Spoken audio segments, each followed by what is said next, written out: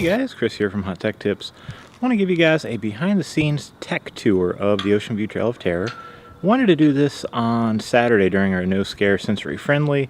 However, it looks like the 27th, maybe late the 26th, or praying only the 27th, a tropical storm is going to hit with 50-mile-an-hour winds, heavy downpours, and, well, we're going to have to rip the haunt down before that gets here, or else it's going to rip it down itself. Which, bummed about that, but looks like if we get the 25th and 26th in, we should break even and then make a little bit of profit. So, we're still in good shape. I mean, I'd love to have the 27th, because that would be a 300-person night easy, but what can you do? I wish I would have got rain insurance.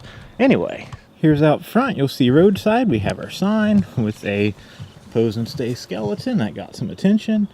And we have a inflatable, it's a Walmart. I think it's $100, something like that. Floats up taller than the sign, looks really cool. Again, sorry everything's turned off, but this is just a tech tour. So the queue line goes in through the center bay there. We'll run inside here. There's the zombie response vehicle, all set for tomorrow night's parade.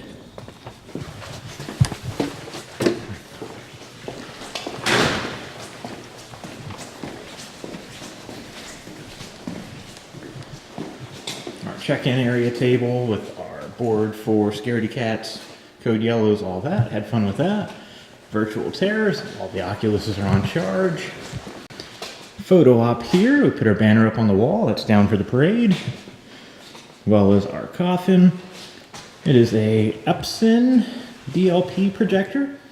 Does a decent job onto this Amazon hundreds of $100 screen. It's a decent screen, a little crooked, but I got it warehouse deals cheap, so oh well. Mackie Thump 15A speakers. One's feeding the other, and that is coming out of a Mica video player. This plays MP4 videos off a SD card on loop. So that does our video loop. Very simple. Turn it on, hit play, it plays all night. And that way we have about an hour loop playing on the screen. Keeps people entertained as they wait in line over that way. Here we have the old school style lanterns that we use for the tour guides to guide groups through. They're not LED, it's a fire department, so everybody likes a little bit of fire. And these are pretty safe as long as the tour guides are the only people handling them. And of course, two-way radios abound just for safety. We like to have a radio in every scene. Have the tour guides have radios, that way if anything goes wrong, they can contact help immediately. And here's the Anchor charging station. Been using this to keep all the Oculuses, GoPros, just all the electronics, MP3 players, all that charged. These Anchor multi-port stations work fantastically. Here you can see batteries on charge. We have the DeWalt power station, which both charges batteries or gives you 1800 continuous watts, 3600 peak. Been using that for all sorts of things, mostly hot glue guns, soldering, mostly just build type things. It doesn't run that long because it depends on the weakest battery, and I've got a bunch of 1.5 amp hour batteries on there. The big 3 amp hour battery is the strongest, but unfortunately it fails to the weakest battery. Also use our Ryobi multi-battery charger. Looks like that battery's about topped off. That one has to go yet. And just rechargeable Walmart waterproof outdoor LED lighting that comes in handy. Here is our escape room setup. We are using, it looks like we're using this Logitech system for audio, which we are. That gives us our highs. We have a Mackie 1000-watt sub in the background that gives us the lows and has actually caused people to leave the first room, the escape room, out of anxiety. The Asus computer is just looping some video out through VGA. It's just short a media player, had an old computer laying around. This is the escape room controller from Fright. Well, from Fright Props, they're reselling it. I can't think, Fright Innovation, something like that. Long story short, when they enter the password correctly twice, using that keyboard and mouse that's controlled there, that triggers a relay. That relay goes out to the Monster Gut Nerve Center, which has a show programmed. Just quickly trips this relay resets the power to the screen, so when you disarm the system goes down. And it gives power to this 120 volt solenoid on the Sinister Controls air cannon. So they get a nice little surprise on top of just the screens going out. And there is the compressor that powers all that, tucked in behind the table in the dark. All that's being lighted by a couple of these Home Depot flicker lights. These things are just fantastic. You can flip a switch and make them stay steady on or flicker like that. When it's dark in here and that's the only light you have to work by other than the monitors, that gives people even more anxiety. So not common for an escape room to scare people out, but we have had a couple runaways from the escape room. Gotta love it. Also, here's a barrel popper. This guy, he goes outside, but we have him in due to the weather. Air compressor run, it's pneumatic. It's using a Peekaboo controller. That goes over to this Pure Motion sensor. This prop's on loan from a place that used to be Morbid Manor in Wildwood. It's an Eric Prince creation. Works great. We haven't had to tweak it or anything all season. See the hinges here are holding up just great. Huge cylinder. Doesn't take much pressure at all to make this thing really go. There's our wonderful ambulance on standby, because we have had a couple anxiety attacks. We had someone with some seizure issues. We've been taking care of them best we can, but you never know what's going to happen at a haunt. So here's the entrance for the haunt. Right here amongst all the mechanicals is where the barrel popper is normally at, so it kind of fits in naturally right here. People don't expect it.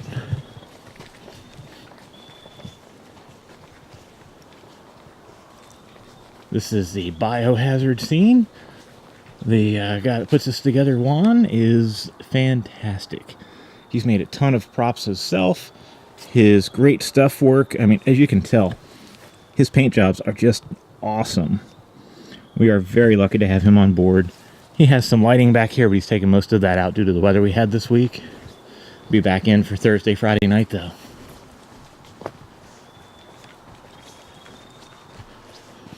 Simple hide for a guy to pop out of.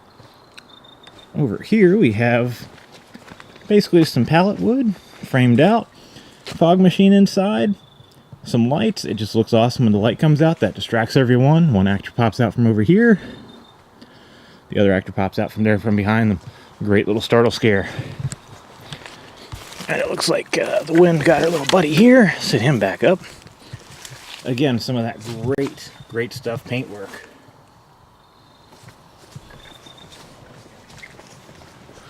So after that scene, they go through the woods here. Another body stashed away there. Spider webs, real ones. Another body. And these signs, they're just pallets painted. He did a great job with the paint there. I see he got all sorts of the little skeletons, Big Lots type skeletons. Painted them up. They look awesome. There's a lot more props that go in here, but again, weather sensitive, so they came down for the week.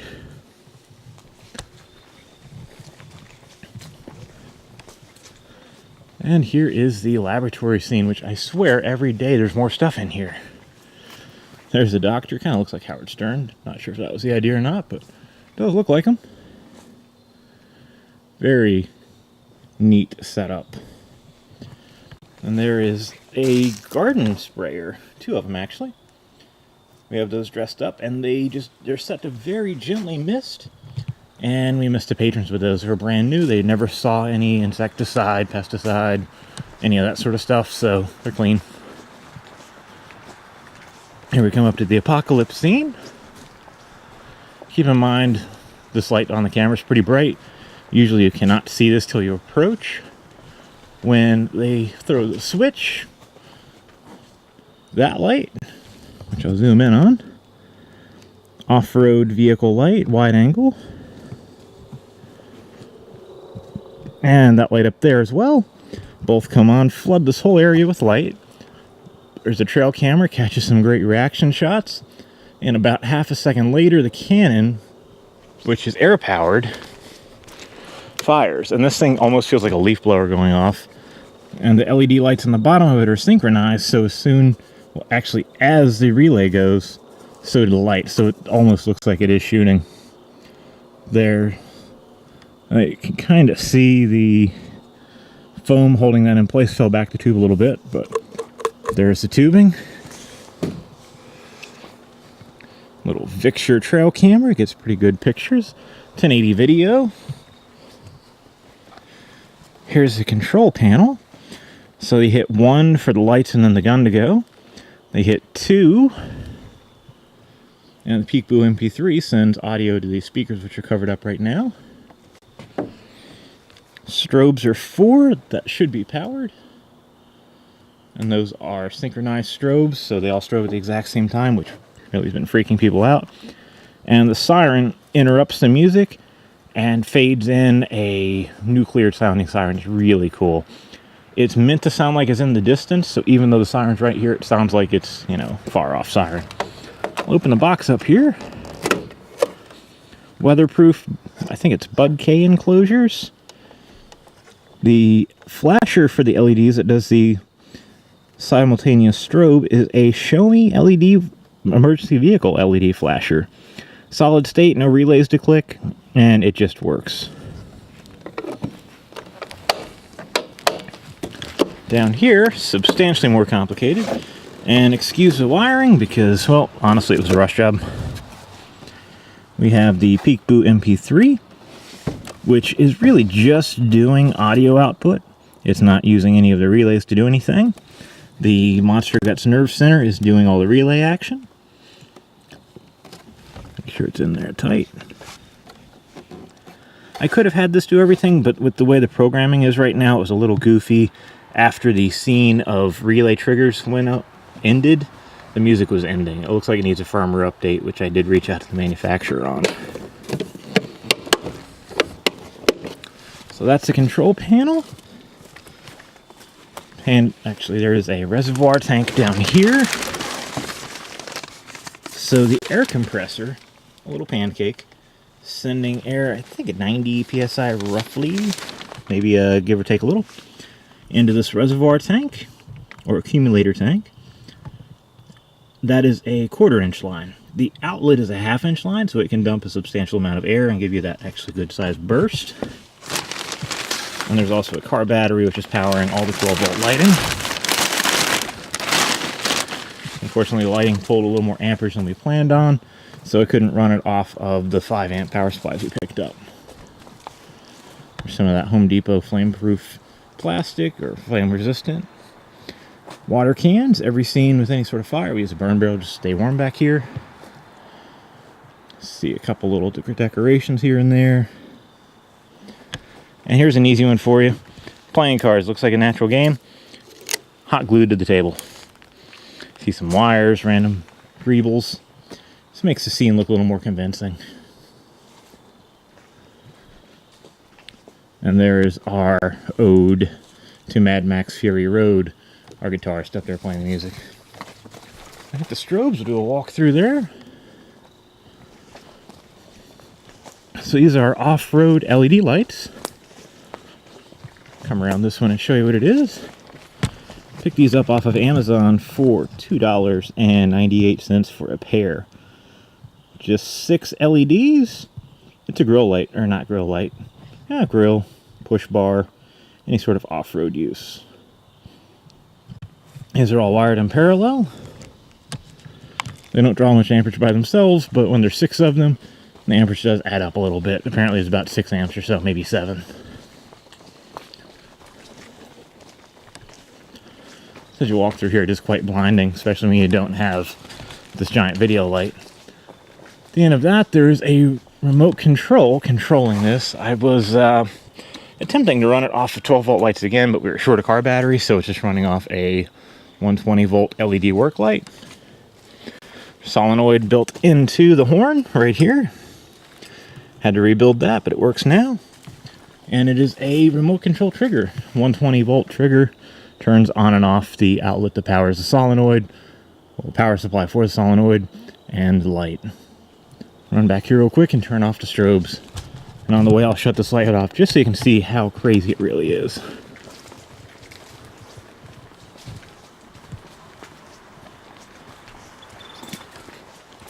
And this is going against the strobes when you're going the direction you should be, you can see, but you can't. It's very disconcerting. Also, it just gives you an odd, trippy feeling when you're trying to walk in it.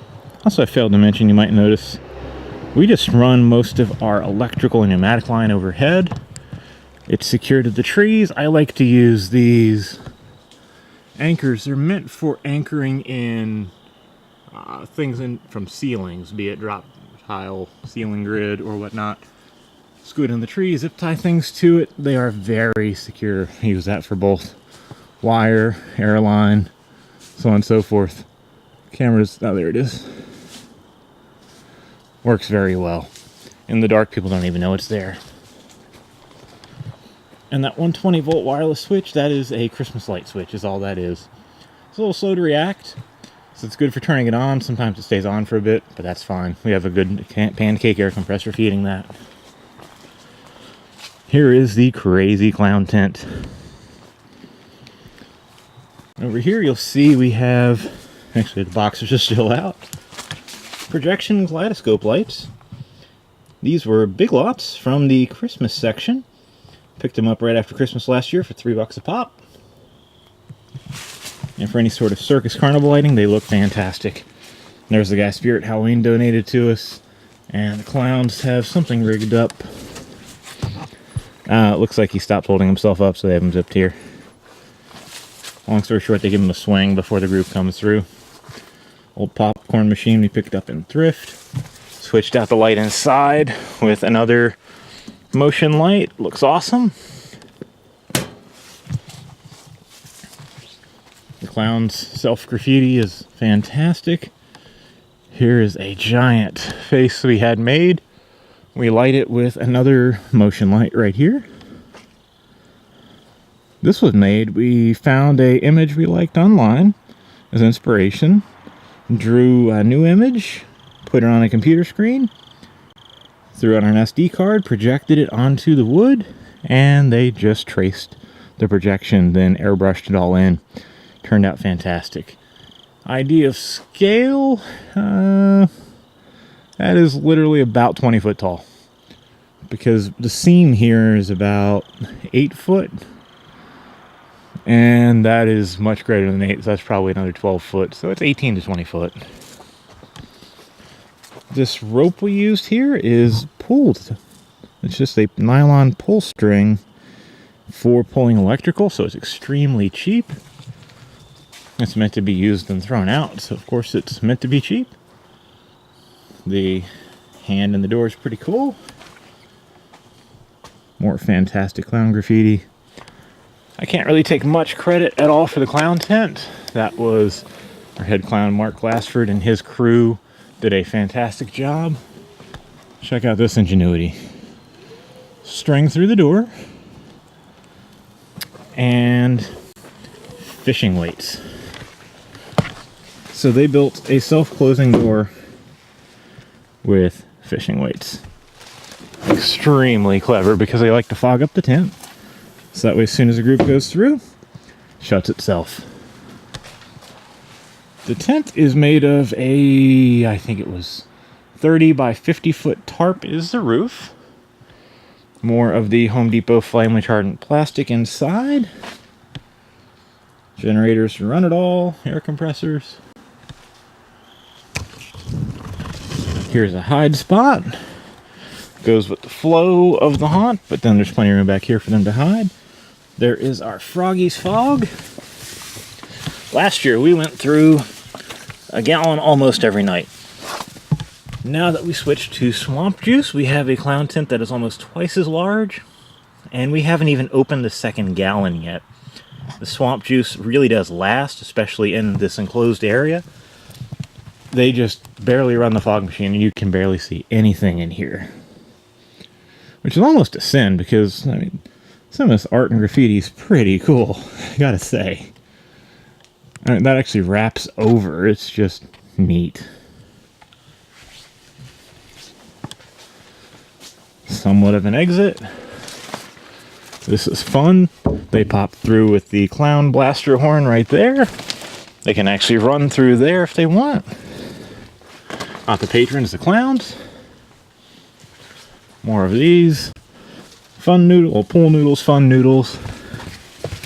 And again, the clown art is just fantastic. Do you dare to enter? They opened this just to let the fog out. This room is extremely foggy.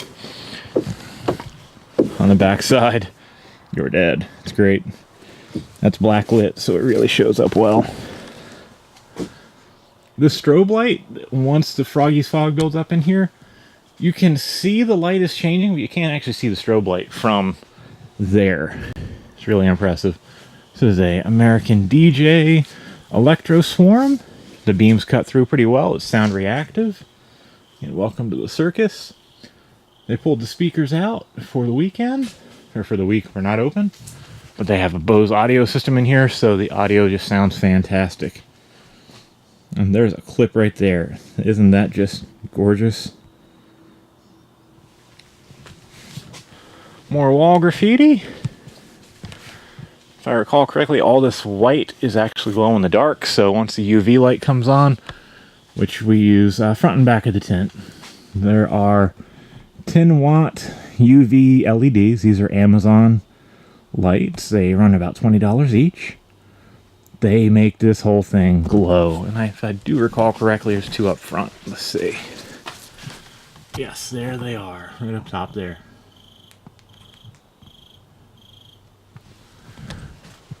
They do have 1 tube black light in here. We'll replace that next year with LED. But altogether, 10, 20, 30, 40 watts, plus maybe 20 watts for the Electro Swarm because it has a motor.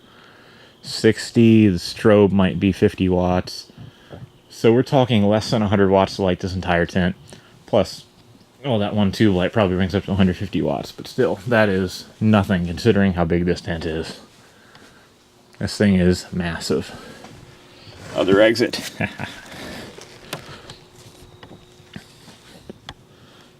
Now the patrons exit here. They're walking this way. Chainsaw guy comes out of nowhere from over there. Always gets them. This darn tree root. Every year we cover it with dirt. Every year it comes back up. We just started painting it and having the guides point it out. Because we honestly don't want to kill a tree that big. It would come down hard. Plus we have a fence right here that we can't really mess with. So now we're moving into the asylum scene. The scene only has a small amount of tech, but it does work. Also, I didn't point it out, we have these candles all along the trail. We put LED tea lights up top. That way if someone somehow outruns their guide, they still can kind of see where they're going. This is a relic from days past. A little more of it. This is new this year. Looks like it's all locked up. But it's a ruse. The actors in here banging around. Once everyone passes, they go in this area. They're distracted because the gate ahead is shut. This guy comes out, shuts the gate behind them. Alright, now it's secure. He can come underneath the gate. This side too, the actors come underneath. That's Fred, he's dead. He's really dead right now. Apparently got stepped on. They use zip ties to hinge this part of the fence. So that way they come rolling through the fence. It looks like it's together. It's really not. It's just hanging there.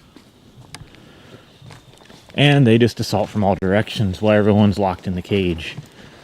Again, anybody could just crawl underneath, but they don't. And it's not even locked. They just throw this against the wood, so it's not even really held in place, but the illusion of being locked in. Simple scene. This is their gas chamber. As you can see, toxic gas.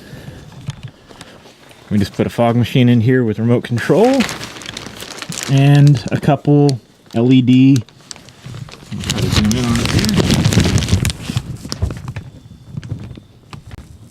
There you go. That is a LED Christmas outdoor light just staked in the ground.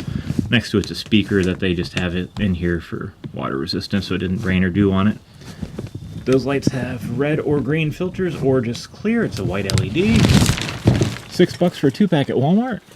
And they do fantastic at hiding, or not hiding, lighting scenes.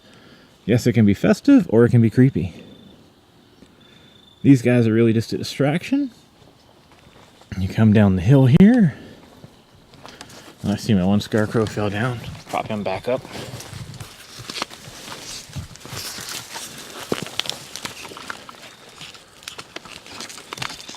Try to anyway. Let's put him in the tree. He's seen better days and his neck is broken.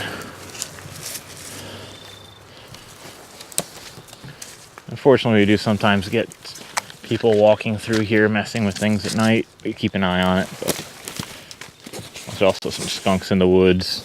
Might be messing with it, but no, it looks halfway decent other than his neck being prolonged, but whatever. Behind this, we have a speaker there, speaker over here, and there's a LEPI amplifier in a case. I'll show you one of those shortly, but that's mounted right there behind the wall. Plays a soundtrack from Grave Gear. I think it's called Cornfield, Cornstalker, something like that. A lot of crows. This whole area is lit by an American DJ Galaxian, actually Micro Galaxian, multi-point laser. He's covered because not really outdoors. But that shines lasers down. There's a fog machine we put down here. It's inside right now due to the cold. And you just see all these neat lasers. You see scarecrows. There's also a neat effect as you come down the hill here. It lights the ground very well so you can see where you're stepping, but you can't see past it. Also, as you're coming downhill, it feels like the scarecrows are rising. They're not, you're just getting lower, but it is a neat effect. And then right back here is where a chainsaw guy hides and chases the people out and around this corner. We try to park vehicles here so people can't just run away. Doesn't always work. We've had them jump between them and run away, but it's almost the end. I had to lay down all this hay because, of course, we had a ton of rain and it got very muddy out. It's normally very dark over here. Have our generator stashed behind the Ecto. So it looks like the Ecto, well, sounds like the Ecto is just running, making the sound. Oh boy, we took a branch to the Ecto. Looks like everything's okay though. Yep, all okay. Unfortunately, the Ecto is dead. Right after this haunt run, we're probably trading it in. So here's the engine, a 15 amp battery charger. That's just running it to run the lights. Whelen makes good LED lighting, so the stuff runs forever, even once the vehicle's dead. There's another stick that got stuck and fell on it. Some birds made some mess on it. But the grill lights are all going, the side lights and strobes in the rear are going. There those are. And we use an LED light that we just hang in this tree to light the Ecto in general. There's the cemetery fence. This year we made it uneven. Last year you walked by and saw a ghost in it. This year you walked through it. A little different change up. We have these LED tea lights that look really neat when they're lit up.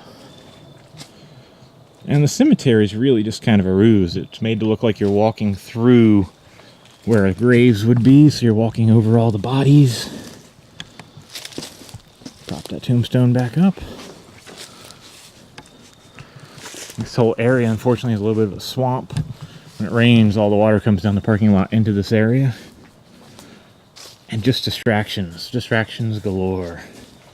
Because at the end, we have a Mackie Thump speaker, cranked with a monster soundtrack, and this dude. Now, when he's lit, he doesn't look too scary. Let's turn the light all the way down. Now it's pretty neat. Now we have an actor that stands behind this and controls it as a giant puppet. Also, we put a Chauvet geyser, fog geyser, just between the arms. So fog shoots out about 12-15 foot. It's scented as volcano or sulfur. So it's kind of like he's shooting a fireball at you and reaching for you on the way out. And you'll see he's on a pulley and steel cable so he can move back and forth. It's really actually getting some pretty cool screams. Last year there was a mattress buried here, obviously not so safe. This year we have our own squishy bridge Need to move some hay back off. Plus we have our traction strips here for safety. So there is mattress foam between the boards and the rail, well, the frame rails of the bridge. So as you walk over it, I don't know if you can see it, it's not a much movement, maybe 1/8 of an inch, 1/4 an inch, but you feel it. It's pretty cool. One last stop. That's the end of the haunt. Other than the chainsaw guy that occasionally pops out from over there. Zombie paintball.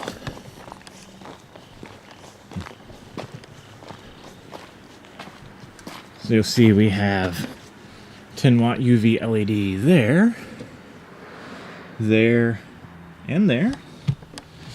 And a motion light stashed down below there. So the whole thing glows purple, really glows in the UV.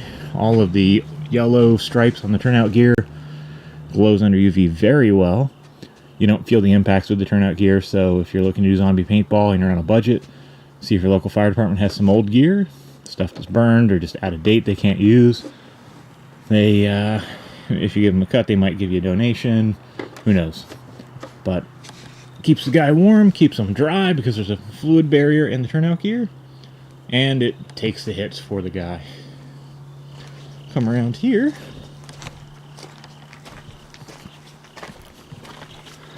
And this is the same as in the Scarecrow scene. Audio enclosure using a LEPI. So it's playing the music all off of, actually it's a micro SD card and a full-size SD card adapter. There is the 12-volt DC power supply that powers the LEDs. That's all running out via audio wires. And I'll show you the speakers. We have one is actually mounted up here in that plastic bag, so you get some nice head level audio. The other is down here on a board on the ground in another plastic bag. Those are contractor grade 50 gallon or 55 gallon, whatever, bags, so they're extra thick, they don't pierce. And you notice we did this on a slope. That way we can have little kids play over here or shoot from over there and adults from over there, so that way everybody can reach. And we have a system rigged up where the guns are secure via these very heavy duty zip ties. Plus there's a monitor here at all times, so it's actually rather safe. We did have one little malfunction with the tarp, but luckily everyone answered the zombie. So there you have it. That is the 2018 Ocean View Trail of Terror 6-night run. We do about 200 to 300 people a night. Thursday nights are a little slower, around 200. Friday and Saturday around 300. Hopefully this tropical storm doesn't hurt us too bad. Looks like we're losing our second Saturday night, so definitely this won't be out until after the fact, but hopefully everyone shows up on Thursday and Friday. And well, happy Halloween. Hope everyone enjoyed. Have any questions or comments, concerns, whatever, let me know in the comments down below, and be happy to help.